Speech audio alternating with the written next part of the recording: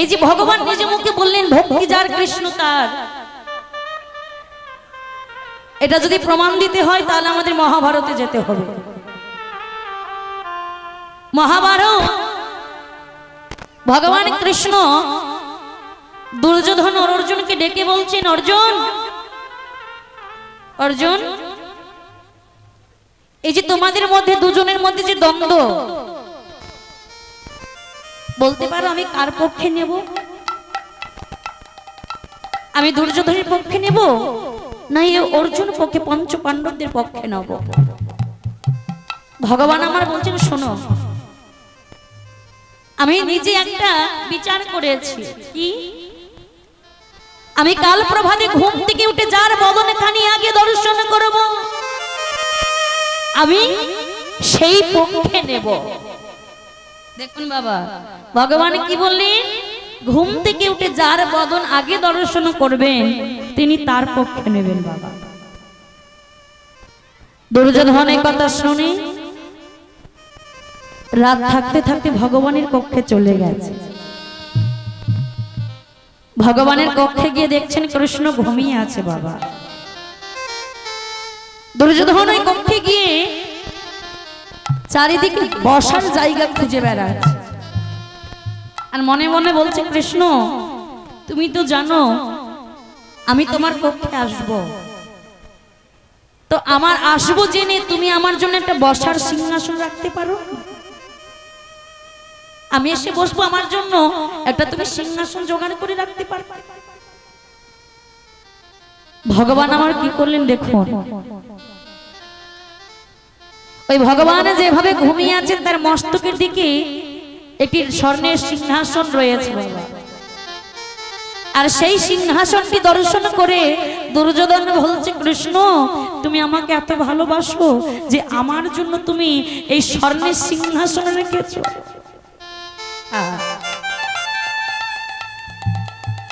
যেই না আমার ওই দুর্যোধনে গিয়ে যখন স্বর্ণের সিংহাসনে গিয়ে বসেছে, বাবা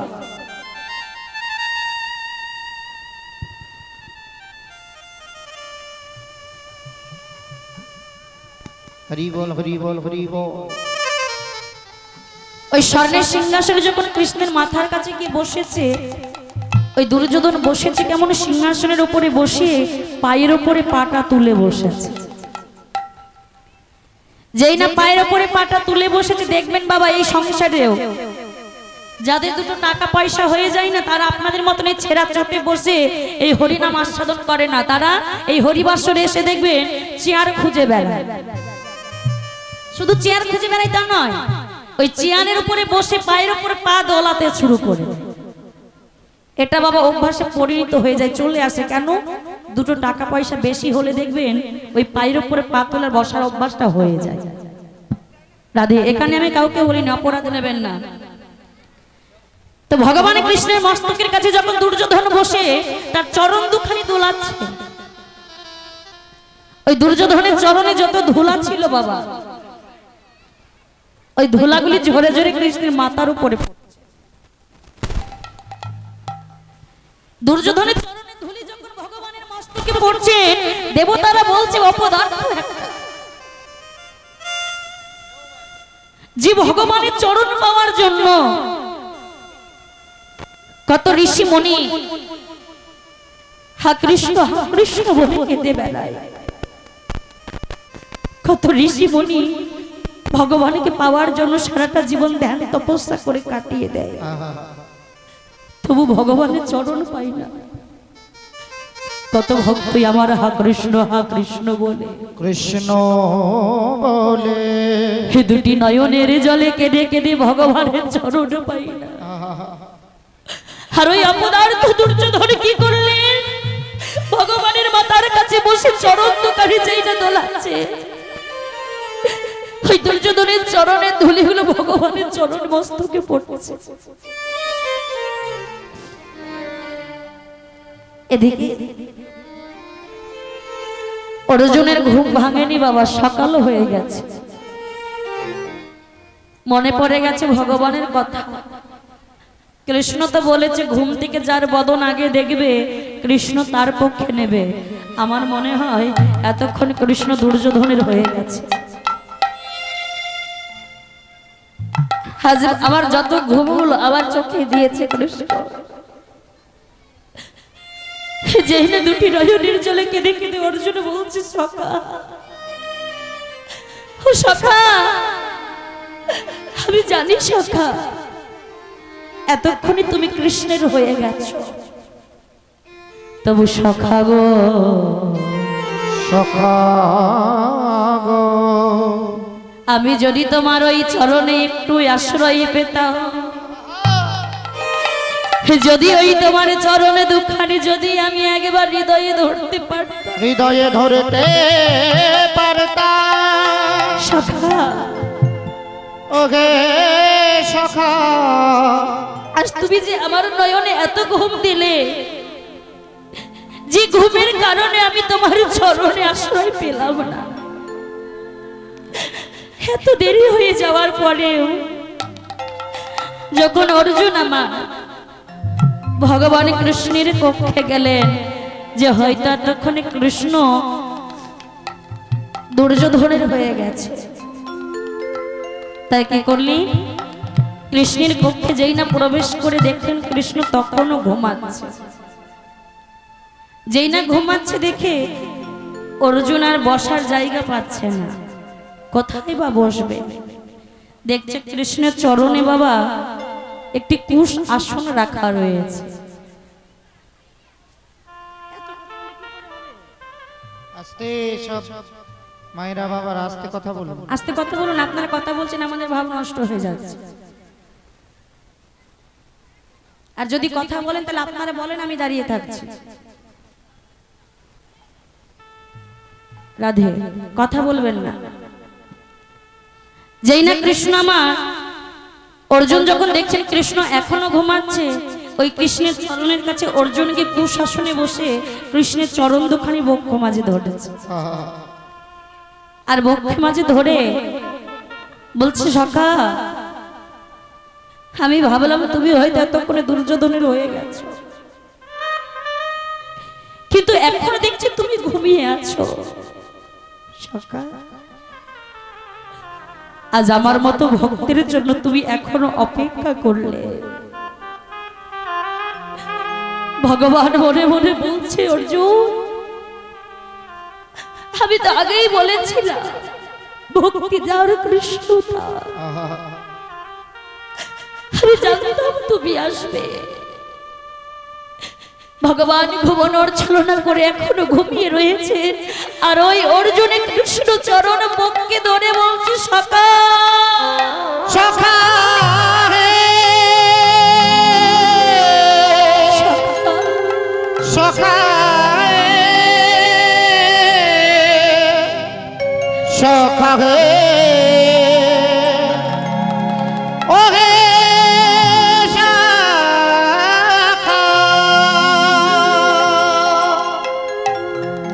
যেই না কৃষ্ণ চরণে দুখানি বক্ষ মাঝে অর্জুন আমার নয়নের জলে কেঁদে কেঁদে ওই কৃষ্ণ চরণ বক্ষে ধরে বলছে, দাও দাও সখা,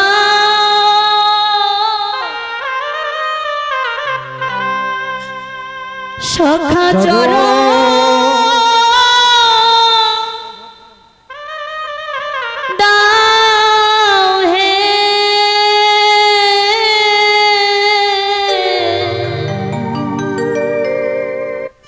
একেবারে দাও দাও সখা, নিতাই গৌর হরি বল হরি বল।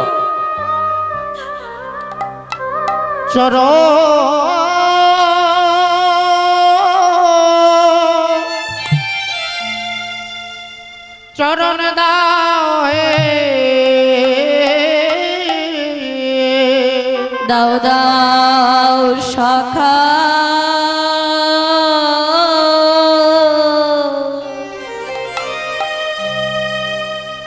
সখা তোমার চরণ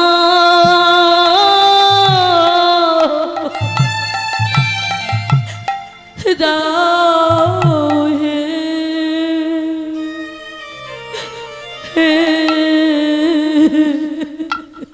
দাও দাও দাও দাও সখা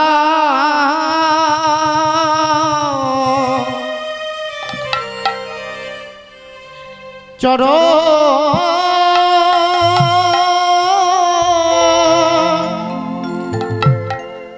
চরণ দাও হে তোমার ওই চরণে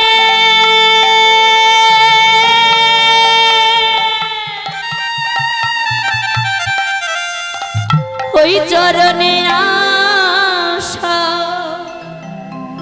ধারি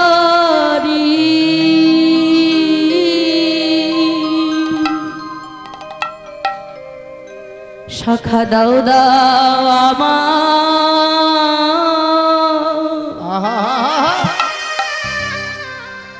আমায় চরণ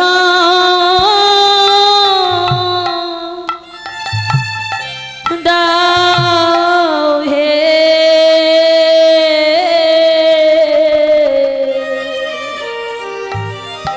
আমি তোমার ওই চরণে বিদায় গৌর হরি বল হরি বল।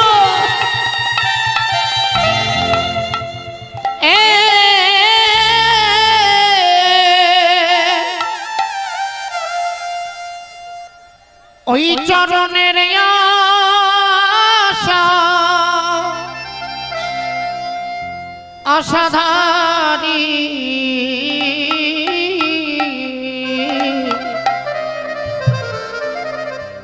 সখা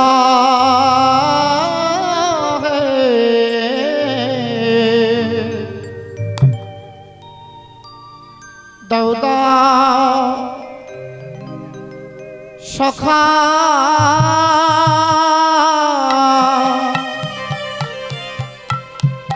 তোমার চরণ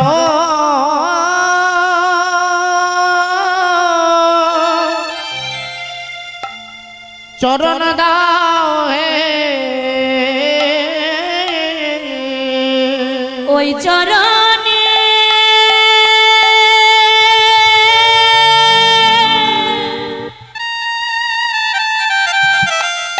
ওই চরণে আশা ধারি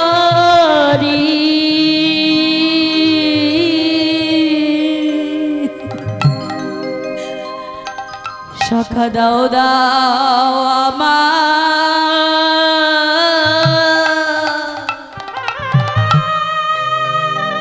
আমায় চরণ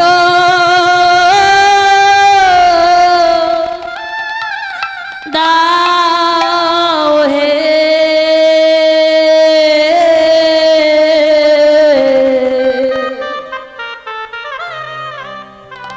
আমি যে তোমার ওই চরণে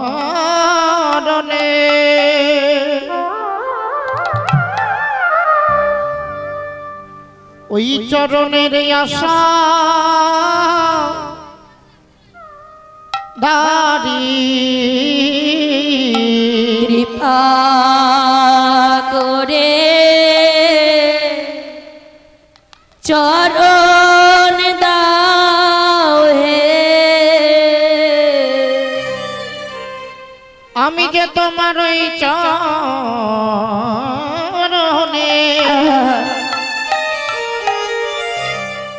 ওই চরণের আশা নারী একবার কৃপা কৃপা করে চরণ দাও হে আমি যে তোমার ওই চরণে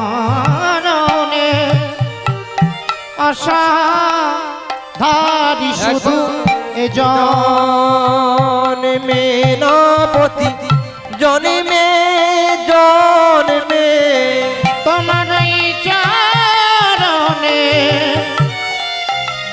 আশাধারী এ জন্মে নয় পতি জন্মে জন্মে একবার কৃপা করে চরণ দাও হে জন্মে নয় পতি জন্মে জন্মে একবার কৃপা করে চরণে দাও হে জন্মে নয় প্রতি জন্মে আমি যে জন্মে তোমার ওই চরণের আশাধারী জন্মে নয় প্রতি জন্মে জন্মে তোমার ওই চরণে আশ্রয় দিও জন্মে নয় প্রতি জন্মে জন্মে ওই চরণের আশাধারী জন্মে নয় প্রতি জন্মে জন্মে জন্মে নয় প্রতি জন্মে জন্মে ওই চরণে আশ্রয় দিও জন্মে নয় প্রতি জন্মে জন্মে সখা কৃপা করে চরণ দাও হে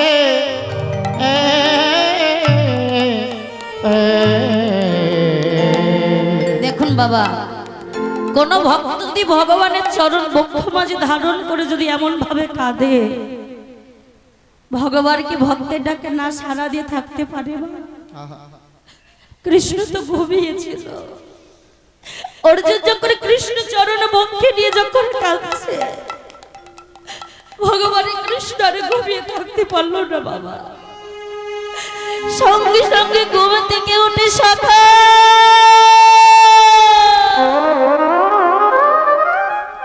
সখা সখা বলে অর্জুনের বক্ষ বাজে জড়াইয়ে ধরে বলছি, সখা আজ থেকে আমি তোমার পক্ষে নিলাম। সখা দুর্যোধন রেগে বলছি, কৃষ্ণ কি আমি তোমার কক্ষে আগে থেকে এসে বসে আছি, তুমি আমাকে জড়িয়ে না ধরে অর্জুনকে জড়িয়ে ধরে অর্জুনের পক্ষ নিলে?